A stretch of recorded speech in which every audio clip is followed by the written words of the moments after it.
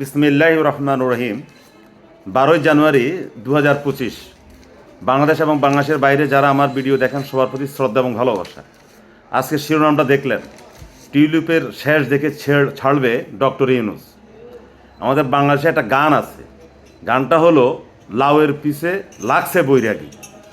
তো এখন ওই গানের সুরে, গানের কথার সাথে তাল মিলিয়ে একটা কথাই বলতে হয় যে টিউলিপ সিদ্দিকীর পিছে লেগেছে ডক্টর ইউনূস, এবং ডক্টর ইউনূস সাহেব টিউলিপের শেষ দেখে ছাড়বেন।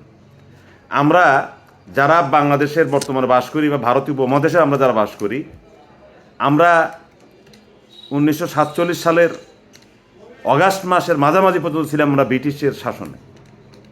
ব্রিটিশরা এমন একটা জাতি যারা তাদের স্কুলে তাদের সন্তানদেরকে নীতি এবং নৈতিকতা শেখায়, কীভাবে রাস্তা দিয়ে হাঁটতে হবে, কোথায় থুতু ফেলতে হবে, রাস্তায় হাঁটতে গেলে যদি ল্যাম্পপোস্টের সাথে ধাক্কা খায় তাহলে সরি বলতে হবে।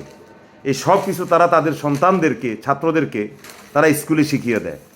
অপরদিকে তাদের যে কলোনিগুলো ছিল আফ্রিকাতে, আমেরিকাতে এবং এশিয়াতে, সেখানে তারা এত আদব লেহাজ আমাদেরকে শিখায়নি। তার কারণটা হলো, যদি আমাদেরকে আদব লেহাজ শিখায় তাহলে তো আমরা সভ্য এবং ভদ্র হয়ে যাব। তাহলে তো আমাদেরকে শাসন কী করবে কীভাবে? কোনো সুসংগঠিত সভ্য জাতিকে, ভদ্র জাতিকে পৃথিবীর কোনো পরাশক্তি শাসন করতে পারে না। শাসন করলেও অল্প কিছু সময়ের জন্য করে, বেশি সময় করতে পারে না। তা আমাদেরকে তারা সভ্যতা ভব্যতা শিখায়নি, তারা আমাদেরকে শাসন করেছিল। কিন্তু তাদের জনগণের জন্য এক ধরনের আইন ছিল, আর আমরা যারা ভারতীয় উপমহাদেশে থাকি বা আফ্রিকার যেসব কলোনিগুলো ছিল, দেশগুলো ছিল, কেনিয়া, অ্যাঙ্গোলা, দক্ষিণ আফ্রিকা, এরকম অসংখ্য দেশ আছে যেগুলো ব্রিটিশ কলোনি ছিল, সেখানের জন্য আবার তারা ভিন্ন ধরনের আইন করেছে। আমাদের দেশে একজন রাজনৈতিক নেতাকে একটা বাড়ি, একটা গাড়ি, একটা ফ্ল্যাট ব্যবসায়ীরা উপহার দেয়, কিন্তু ব্রিটিশে এই সুযোগটা নেই। ব্রিটিশের রাজনীতিবিদরা কোনো ব্যবসায়ী থেকে ফ্ল্যাট নিবে, গাড়ি নিবে, বাড়ি নিবে, এটা অকল্পনীয়। টিউলিপ সিদ্দিকীকে এবং তার বোনকে যে দুটি ফ্ল্যাট দেওয়া হয়েছে, বাংলাদেশি বংশোদ্ভূত কোনো ব্রিটিশ নাগরিকের যার ব্যবসা আছে, অডেল টাকার ব্যবসা, তিনি দুটি বাড়ি দিয়েছেন। এখন এই দুটি বাড়ির কেনার আয়ের উৎস টিউলিপ সিদ্দিকী ব্রিটিশ সরকারকে বুঝিয়ে বলতে পারেননি বা দেখাতে পারেননি, দেখাতে পারেননি। তিনি বলেছেন যে তাকে বাংলাদেশের একজন ব্যবসায়ী বা নাগরিক এই ফ্ল্যাটটি উপহার দিয়েছে।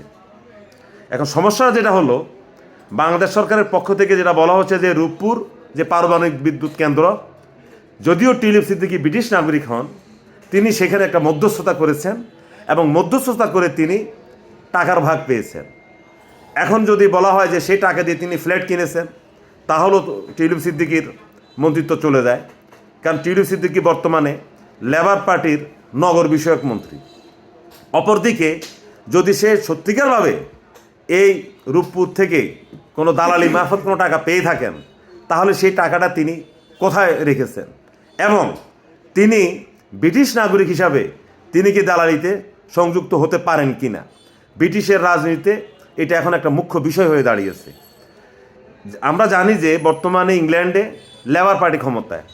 এখন কনজারভেটিভ পার্টি যারা, যতদূর শোনা গেল, তারা ব্রিটিশ প্রধানমন্ত্রীকে বলেছেন যে টিউলিপ সিদ্দিকীকে বহিষ্কার করার জন্য, এবং ব্রিটিশ প্রধানমন্ত্রী এখন পর্যন্ত টিউলিপ সিদ্দিকীকে বহিষ্কার করেননি। এখন আগামী দিনের দেখতে হবে যে সত্যিই কি টিউলিপ সিদ্দিকীকে ব্রিটিশ প্রধানমন্ত্রী বহিষ্কার করেন কিনা মন্ত্রী থেকে, বা তার সংসদ সদস্য পদ শূন্য হয় কিনা, এটা এখন দেখার বিষয়। তবে অবস্থা দৃষ্টে যেটা মনে হচ্ছে যে তার সংসদ সদস্য পদ চলে যাওয়ার সম্ভাবনা খুব বেশি। ডক্টর ইউনূস সাহেব ইতিমধ্যে বলেছেন যে তাকে বাংলাদেশে পাঠিয়ে দেওয়ার জন্য। এখন তাকে বাংলাদেশে কীভাবে পাঠাবে? দুইটা পথ আছে। আইনজীবী হিসাবে আমি যেটা মনে করি সেটা হলো, যদি বাংলাদেশে রূপপুর পারমাণবিক বিদ্যুৎ কেন্দ্রে নিয়ে অনিয়ম নিয়ে দুদকে বা বাংলাদেশের কোনো আদালতে কোনো মামলা হয়, সেই মামলায় যদি টিউলিপ সিদ্দিকীকে আসামি করা হয় বা তার কোনো সম্পৃক্ততা পাওয়া যায়, তাহলে বাংলাদেশ সরকার ব্রিটিশ সরকারকে বলতে পারবে যে এই নাগরিককে বাংলাদেশে ফেরত পাঠানোর জন্য। 2, টিউলিপ সিদ্দিকী যদি তার সম্পদের সুষ্ঠু হিসাব দিতে না পারে এবং রূপপুর পারমাণবিক বিদ্যুৎ কেন্দ্রের যদি তার কোনো দালালির প্রমাণ পাওয়া যায়, তাহলে ব্রিটিশ সরকার কি করতে পারে? হয় তার নাগরিকত্ব বাতিল করে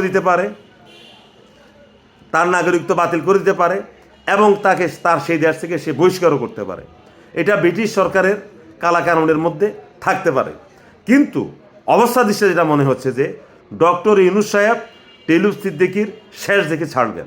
শুধু তা না, টিউলিপ সিদ্দিকীর সাথে তার মা বা তার বোন বা তার ভাই অর্থাৎ পুরো পরিবারের শেষ দেখে ছাড়বেন।